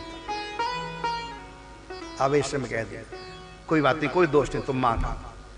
तो मां कहा ही नहीं, मां आ गई, मां बन के राधा रानी आ गई और उनको पकड़ के गोद में समेट लिया। सर पे हाथ फेराए राधा रानी, कभी पीठ पे हाथ फेराए, उनको चुप कराए, चूमे, हृदय से लगाए। इतना प्रेम, मां बन करके राधा रानी ने प्रेम किया। सदा के लिए राधा रानी ने अपना बना लिया। उसके बाद राधा रानी जब अंतर्धान हो गई, रात भर रोते रहे, वहीं से पैदल चल के पंडित जी के पास आए, रो रो करके पूरी कथा बताई। इधर पंडित जी भी रोए, हमारी लाली ने हमारी बात मान ली, लाली ने हमारे वचन की लाज रख ली। कैसा अद्भुत जीवन पंडित जी का। यही हमने सीखा पंडित जी से, नाम जाप, नाम की महिमा और गुरुदेव भगवान की महिमा। शिष्य बनकर भी उन्होंने गुरु को जो लिया, और आगे भी शिष्य बनकर पंडित जी से को गुरु मान करके जो लिया, गुरु की महिमा। पंडित जी के पास हाथरस के लोग और बहुत लोग जुड़ गए थे पंडित जी से। तो पंडित जी के मन में एक बात आई कि जिस उच्च कोटि का भजन करना चाहिए ये लोग कर नहीं पा रहे हैं, चलो इनसे संतों की सेवा करवाओ। तो हाथरस के लोगों से सबसे कहा कि ऐसा कि दान घाटी, यहां सब संत यहीं से परिक्रमा करते हैं और यहां आते हैं सब दान घाटी, इसमें लक्ष्मी नारायण मंदिर में। तो हमारा मन है कि कोई भी यहां से भूखा ना जाए, संत यहां की व्यवस्था करो। तो कैसे व्यवस्था? तो पंडित जी ने कहा ये जो हलवाइयों की दुकानें हैं, फल वालों की दुकानें हैं और परचून की, आटा नमक की जो दुकानें हैं, ये 2-4 दुकानें हैं, बस हम इनसे सामान लाया करेंगे और संतों का भंडारा कराया करेंगे। जब भी तुम महीने बाद आओ तो दुकानों का चुकता कर दिया करो, क्योंकि पंडित जी पैसे तो छूते नहीं, ना पैसे लेते थे। बस हाथ उसके लोगों ने 2-4 दुकानें वालों से बात कर दी कि पंडित जी के यहाँ से लक्ष्मी नारायण मंदिर से कोई भी साधु आए उनको सामान दे दो और हर महीना आकर के हम चुकता कर दिया करेंगे। अब ये हो गया। अब प्रतिदिन भंडारे पंडित जी के लक्ष्मी नारायण मंदिर, पहले केवल साधुओं के लिए, बाद में तो फिर ब्राह्मणों के लिए भी, और बाद में तो इतना हुआ कि कोई भी आ जाए, गरीब कोई भी आ जाए करे भंडारा। अब हर रोज भंडारे चलते हैं, हर रोज संत आते हैं, यहां तक कि जो भिखारी होते हैं वो भी आने लग गए। पंडित जी की मान्यता थी चाहे यहां का भिखारी क्यों ना हो, ठाकुर जी ने, गिरिराज जी ने कृपा की, ब्रज में बसाया, ब्रज में बुलाए, साधारण हो सकते हैं क्या? सोच के लिए एक दिन पंडित जी जा रहे थे खेतों में, एक सपेरा सांप पकड़ के नचाने वाला, लाल कपड़े संतों वाले पहन रखे, उस सपेरे को पंडित जी ने दंडवत प्रणाम किया और साथ में लोटा लिए ठाकुरदास बाबा। ठाकुरदास बाबा जानते थे सपेरा है, संत नहीं है, तो ठाकुरदास बाबा ने प्रणाम नहीं किया। जब प्रणाम करके बाबा सोच के लिए जाने लगे, साथ में ठाकुरदास बाबा, तो पंडित जी ने कहा ठाकुरदास बाबा से कि बेटा संत को प्रणाम तुमने क्यों नहीं किया? तो हंस के बोले ठाकुरदास बाबा कि पंडित जी वो संत नहीं था, वो तो सांप को नचाने वाला सपेरा था, लाल कपड़े पहन रखे, आपने संत मान लिया। तो बाबा ने तुरंत टोक दिया, हमको संत दिख रहे हैं और तुमको सपेरा दिख रहा है। ठाकुर जी ने ब्रजवास कराया उसको। सोचिए कि भगवान का कितना ऊंचा वो कृपा पात्र है, उसको ठाकुर जी ब्रजवास कराया, वो ब्रज में बस रहा है। तो जिसके ऊपर ठाकुर जी कितनी कृपा होगी कि पकड़ के अपने गिरिराज जी में बसा लिया, वो साधारण होगा क्या? और तुमको सपेरा दिख रहा है। ऐसे बाबा के, मास्टर बाबा जब बाद में, मास्टर बाबा के गांव से एक व्यक्ति आया और थोड़ा परेशान था और ऐसी था, बस आ गया। वो भी बाबा की जानकारी लगा, पता कि हमारे यहाँ के जो बाबा हैं, बाबा का, मास्टर बाबा का नाम था सत्य प्रकाश, कि वो संत बन गए, चलो मैं गिरिराज जी जाऊं, उनसे मिलूंगा। तो बाबा के पास आ गए और ऐसी बस कोई दीक्षा नहीं ली थी, कोई संत नहीं थे, गर्मी का महीना, बस ऐसी संतों की तरह चादर सा लगा दिया, एक ऊपर ऐसे कर लिया गर्मी से बचने के लिए, लेकिन देखने में लग रहा था साधु वेश। तो पंडित जी ने प्रणाम किया। मास्टर बाबा ने जब प्रणाम किया तो मास्टर बाबा सब कुछ बोले नहीं। रात्रि के समय जब बाबा सोने लगे तो बाबा ने कहा मेरा तख्त थोड़ा घुमा दो। क्यों? कहते इधर संत लेटे, संतों की तरह मैं पांव थोड़ी करूंगा। जबकि दूर पे थे वही जो मास्टर बाबा के गांव से व्यक्ति आए थे, अब भी बाबा उसको संत मान रहे, तो इधर कर दो, मेरा पांव घुमाकर तख्त को थोड़ा बदल दो, इधर देखो संत भगवान है। तो अंत में बाबा को कहना पड़ा, मास्टर बाबा को कहना पड़ा कि बाबा ये संत नहीं है, ये तो हमारे गांव का व्यक्ति है, ये तो मेरे से मिलने आ गया, संत नहीं। वो गर्मी के कारण से अचला ऐसे लगा लिया, ऊपर ओढ़ लिया, गर्मी के कारण से संत नहीं। तो बाबा बोले संत नहीं है, हमको संत दिख रहे हो और तुमको अपने गांव का बालक दिख रहा है।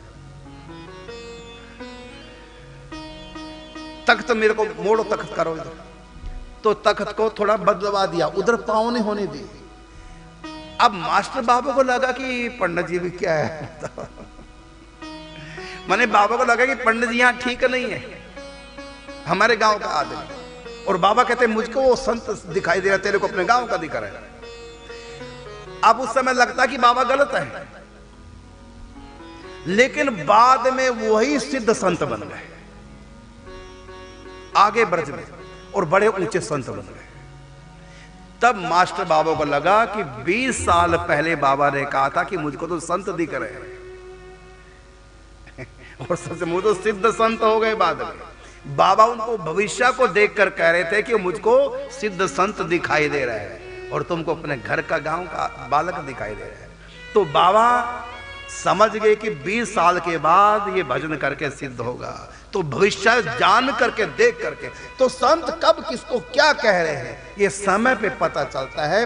कई बार लगता है कि संत ठीक नहीं कह रहे हैं, गलत कह रहे हैं, लेकिन एक समय ऐसा था तब उसका अर्थ पता चलता है। तो पंडित जी ने कहा मुझको संत दिखाई दे रहे। तो पंडित जी को दिखाई दे रहे थे कि 20 साल के बाद ये जो बालक है साधारण निषिद्ध हो जाएगा भजन के प्रभाव से।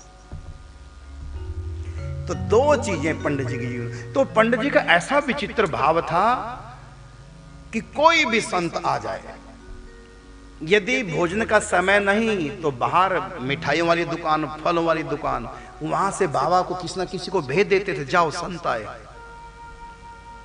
किसी को भूखा जाने पंडित जी नहीं देते। और भिक्षा में बाबा के पास 8-10 साधक रहते थे, तो 8-10 की भिक्षा तैयार नहीं होती। पहले देखते आसपास कोई कमरों में संत हों, एक्स्ट्रा बनाते कोई भी संत आए भोजन करे। तो बाबा ने भंडार लगा के रखा, सैकड़ों लोग पा जाते थे, कोई भी संत आए। और कहीं गड़बड़ भी आ जाते थे बीच में, जब गड़बड़ संत आते तो मास्टर बाबा बड़े दुखी हो जाते उनसे, उनकी हरकतों से, बातों से। कभी भी कहते हमको दूध लाओ हमारे लिए रबड़ी लाओ, हमारे लिए ये लाओ। चटोरे थे और कोई बाबा बूबा थे नहीं, बस आगे बाबा के बेस में। और जब भी कभी आते यहीं रुकते, पता है खाने को बढ़िया मिलता है। तो इन्होंने थोड़ा सा अच्छा व्यवहार नहीं किया, ये कोई बाबा बूबा नहीं है ऐसे। तो पंडित जी के पास आए, पंडित जी ये कैसे लोग पाल रखे हैं आपने, आप संतों को कितना मानते हैं, कितना सम्मान करते हैं, और इनको क्या संस्कार दिए हैं। लगे डांटने पंडित जी को भी और पंडित जी के सेवकों को भी। और वो सचमुच में बाबा जी थे नहीं, बाबा जी बन के माल चांदते थे। तो बाबा को बोल दिया, तो बाबा चरणों में सिर रख कर बोले हम बालकों को समझा देंगे, आप तो संत दयालु कृपा करो इस दास को। हमारे भाग्य हैं आप जैसे संतों की सेवा का हमको अवसर मिल रहा है। आप बताइए, मास्टर बाबा ने पूरी बात बता दी थी कि ये कोई संत वंत नहीं है और यहाँ खाने पीने के लिए मौज मस्ती के लिए आगे और ऐसे से तंग करते हैं। तुरंत बाबा को डांट दिया, काका जी को, मतलब मास्टर बाबा को, अरे संत है ये, ब्रज में कोई ऐसी आ जाएगा। और ये हमने एक वो रखा है, हमने अपने लोगों को भी ये बात बताई कि कोई भी ब्रज में आ गया ये साधारण तो हो नहीं सकते, कृपा हुई है, ठाकुर जी ने, श्री जी ने बुलाया तभी तो कोई आया। इसलिए सेवा में कमी नहीं आनी चाहिए, किसी का तिरस्कार ना हो। ठीक है, गड़बड़ियां सब करते हैं, गलतियां सब में होते हैं। अब ये जो लोग आते हैं यात्री बन के, अब ये कोई भगवान के धाम से अवतार लेके थोड़ी आए हैं, कमियां इनमें भी होती हैं, गलतियां ये भी करेंगे, सहज, कोई बात नहीं, शिकायत ना करो, सहज। और यही मानो कि जो भी ब्रज में आया है श्री जी ने बुलाया है, कृपा हुई है इनके ऊपर। और मैं तो कहता हूं ये पूरा ब्रज, अपने साधकों को मैं समझाता हूं, पूरा ब्रज राधा रानी का महल है और हम इस महल के दास हैं, सेवक हैं। और जो इस महल में आते हैं बाहर से लोग, वो सब श्री जी के अतिथि हैं, मेहमान हैं। हम हैं दास, श्री जी हमारी स्वामिनी, हम हैं सब दास। और जो आए हैं ब्रज में वो सब कौन है, वो श्री जी के मेहमान हैं। तो दासों का धर्म क्या है, दासों का धर्म है कोई मेहमानों की सेवा करे, यथा समर्थ सेवा करे। तो गड़बड़ी करने वाले करेंगे, अतिथि आए अपने मालिक के घर में, अगर वो गड़बड़ी कर रहे हैं तब भी दास उनकी सेवा करते हैं, क्योंकि यही स्वामी की आज्ञा कि हमारे जो मेहमान हैं उनकी सेवा की जाए, और सेवा करते हैं। तो ये भाव जो हमारे पास है, ये हमने संतों से सीखा है और वही हम अपने जीवन में उतारते हैं। इसलिए हम कभी किसी को कुछ नहीं कहते, हमको पता कौन कहां क्या गड़बड़ी करे, सब हम जानते हैं, लेकिन फिर भी हम कुछ नहीं कहते। जो हमको कुछ भी कहना है वो मंच पे कह देते हैं। बीड़ी नहीं पीनी चाहिए, सिगरेट नहीं पीनी चाहिए, अरे 2-4 दिन आए हो ब्रज में, छोड़ो मुसीबतों को। लेकिन फिर भी हम देखते हैं चोरी चोरी से पीते हैं और किसी ना किसी सूत्र से हमको पता चल जाता है, गड़बड़ियां कर देते हैं। और भी कितनी प्रकार की गड़बड़ियां करते हैं। हम आ रहे हैं, ठीक आ जाओ, हमने उतना भोजन मंगा लिया और फिर आए नहीं, जब नहीं आए तो बता दो। और कई बार बिना बताए एकदम अचानक आ जाएंगे। अब भोजन क्या करें, अचानक आ गए। और कई बार कह दिया हम घूमने जा रहे हैं, गोकुल जा रहे हैं, हम बरसाने जा रहे हैं, भाई दोपहर को आओगे कि नहीं? हाँ दोपहर तक हम आ जाएंगे। कितने लोग हो? 15 लोग। तो 15 लोगों का टिफिन हमने मंगवा लिया और आए नहीं। और कई बार आए तो भोजन करके आए। अब उन टिफिनों का क्या करें जो मंगाए? यहां तो गौशाला भी नीचे गौओं पे डाल देंगे, खराब ही जाएंगे सारे। तो ऐसी सी गलतियां करते हैं। ऐसे उत्सव में हमने अनाउंस किया कि जो भी आए बता दो, क्योंकि यहाँ तो ठहरने की व्यवस्था नहीं। ये पीछे बगल में स्वयं पूछो 1,500 का एक कमरा है, तो जिनको आना है यहाँ हम बुक करा देंगे। तो 1,500 में एक दिन का बुक करा दिया, 8 दिन का बुक हो गया यात्रियों को, और लोगों ने करा दिया बुक। लेकिन जब यहाँ उनको लगा पता तो ज़्यादा है, महंगा है, और कहीं ना कहीं ढूंढ के देख लिया 1,000 रुपये में मिल गया। अब अपने 500 रुपये बचाने के लिए 1,000 रुपये में रह गया, और यहाँ कमरे बुक, यहाँ रुके नहीं। अब यहाँ 1,500 रुपया हर रोज का, हर एक कमरे का ट्रस्ट को देना पड़ा। अभी गड़बड़ी। तब भी मैंने कहा किसी यात्री को कोई कुछ नहीं कहेगा। हम हैं दास और ये हैं श्री जी के मेहमान, अतिथि, और हम हैं श्री जी के दास, और ये ब्रज श्री जी का महल है। इसलिए कोई कितनी भी गड़बड़ी करे, हानि हो जाएगा। तो लगभग 30-35 हजार रुपये जमा करा दिए, लेकिन कमरे खाली पड़े। लोगों ने और कहीं सस्ते कहीं देख लिए, दूर जो भी। पहली मना कर दो भाई। हो सकता है उनके मन में आया होगा कि 1,000 रुपये होगा, शायद इन्होंने 1,500 बोल दिया होगा अपने बचाने के लिए, क्योंकि ऐसे भी तो कुश्रद्धा वाले लोग होते हैं। अरे बगल में है, पीछे पूछ लो क्या लेते हैं। अब भी कुछ यात्री रुके वहां उनके यहाँ, और किसी की धर्मशाला इतने ही लेते हैं। हो सकता है उनके मन में जो भी, अब कलयुग है जो भी, लेकिन फिर भी हमने सबको समझा रखा है। परस्पर तो भले कुछ भी विचार विमर्श कर लो, कोई गड़बड़ी कर, लेकिन किसी यात्री को कोई कुछ नहीं कहेगा। सहल कोई बात, सेवा। हम हैं श्री जी के दास और ये हैं श्री जी के अतिथि, तो भले कोई गड़बड़ी भी करे तब भी। हाँ फिर भी मैं समझाना चाहूंगा, कई बार मैं टीवी के माध्यम से समझाता हूं। आओ, सबका स्वागत है। श्री जी ने कृपा की है, तब आपके मन में आया कि हम जाएं चरण छाया, हम जाएं वृंदावन। तो श्री जी की कृपा हुई तभी तो आपके मन में आया। बस इतना सा कृपा कर दिया करो, फोन के द्वारा सूचना दे दिया करो, क्योंकि यहाँ वैसी व्यवस्था नहीं है कि जो अखंड भंडारे लंगर लगे कभी भी कोई आ जाए। यहाँ पर ऐसा नहीं। यहाँ पर तो पहले बताया जाता है, फिर फोन के द्वारा उतने टिफिन बुक कराया जाता है। इतने लोग आ रहे हैं, इतने बजे आ रहे हैं, और इतने टिफिन वहां से आ जाते हैं बन करके। ये यहाँ की अभी ये व्यवस्था है। और कई बार मैं टीवी के माध्यम से बोल चुका हूँ, आप आओ, बिल्कुल प्रेम से आओ, बता के आओ कितने लोग आ रहे हैं। और यहाँ भी जब आ गए, फिर कहीं घूमने जाओ तो बता के जाओ आएंगे और इतने लोग हैं, उस हिसाब से हम टिफिन मंगा के रखेंगे। फिर खराब हो जाते हैं। फिर भी भले आप लोग कितनी भी गड़बड़ियां करें, फिर भी हमारे आश्रम का कोई व्यक्ति आपको कुछ नहीं कहेगा। हानि हो तो हो जाए, क्योंकि हमारा यही भाव, यही हमने बड़ों से सीखा है। हमारे पंडित जी के यहाँ भी ऐसी ऐसी बातें होती थी, क्योंकि हम तो देखते थे, लेकिन फिर भी सबके आगे हाथ जोड़े। तो ये जो आप भक्तमाल चरित्र सुन रहे हैं, इसका एक ही फल है कि हमको जीना सीखना है, कैसे भगवान को पाना है हर स्थिति में रहकर। पंडित जी गृहस्थों के भी आदर्श हैं, विरक्तों के भी आदर्श हैं। और पंडित जी ने किस प्रकार संतों की सेवा की, और इतना नहीं, वस्त्र से भी किसी को छाता चाहिए, वो भी पंडित जी स्वयं जूते नहीं पहनते थे, स्वयं छाता नहीं लेते थे। यदि किसी संत को आवश्यकता है तो तुरंत मंगा करके संत की सेवा करते थे भोजन के द्वारा। यहाँ तक कि रात्रि को रुकना हो तो लक्ष्मी नारायण मंदिर में व्यवस्था करते थे। बाबा संतों के प्रति बाबा कितना लगाव। बाबा तो प्रत्येक संत को अपना गुरु तुल्य मानते थे, सबके चरणों में प्रणाम करते थे, सिर रख करके संतों के चरणों में प्रणाम करते। और यहाँ तक कि कोई पंडित जी से मिलने के लिए आए और पंडित जी को पता चल जाए आज अमुक संत आ रहे हैं, बड़े बड़े संत आते थे, श्री कृपात्री जी महाराज पंडित जी के दर्शन करने, भाई श्री हनुमान प्रसाद पोदार जी, पूज्य श्री राधे बाबा, डोंगरे जी महाराज, स्वामी श्री अखंडानंद जी महाराज, श्री बाल कृष्णदास जी महाराज, उषा बहन जी ब्रज की बड़ी प्रसिद्ध सिद्ध संत हुई है। तो कोई भी बाहर से संत आए और पंडित जी के पास समाचार आ गया आज अमुक संत मिलने आ रहा है, तो पंडित जी छोड़ के लक्ष्मी नारायण मंदिर में बाहर गेट पे आ जाते थे, स्वागत करते थे। भले पंडित जी को 1 घंटा समय दिया ना कि 12 बजे आएंगे, तो आधा घंटा पहले पंडित जी पहुंच जाते थे, हाथ जोड़ के खड़े रहते थे। और आने वाले कई बार 1 घंटा लेट, 2 घंटा लेट, तो पंडित जी से कहते पंडित जी अब तो पता नहीं कब आएंगे, आप अंदर आ जाओ। नहीं नहीं, हम अपनी सेवा में खड़े।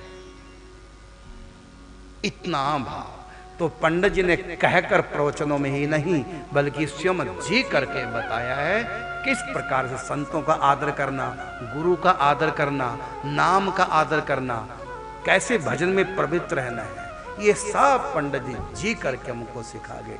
इसलिए पंडित जी का चरित्र सबको सुनना चाहिए। तो जो नए इस समय जुड़े हैं टीवी के माध्यम से, तो स्वामी करुणदास जी इस नाम से यूट्यूब चैनल, उस पर पिछले एपिसोड पूरे पंडित जी को सुनो तो जीवन में परिवर्तन आएगा और हमको पता चलेगा कहाँ पर हम गलत हैं, कहाँ पर हम व्यवहार में कमी। क्योंकि जब तक व्यवहार हमारा ठीक नहीं होगा तब तक आध्यात्म में प्रवेश नहीं। इसलिए पहले जीना सीखो, कैसे व्यवहार करना है, कैसे समाज में रहना है, कैसे परिवार में रहना है, कैसे संतों के बीच में रहना है। तो यहाँ की मर्यादाएं जब पूरा हम पालन करेंगे तभी हम आध्यात्म में प्रवेश कर पाएंगे।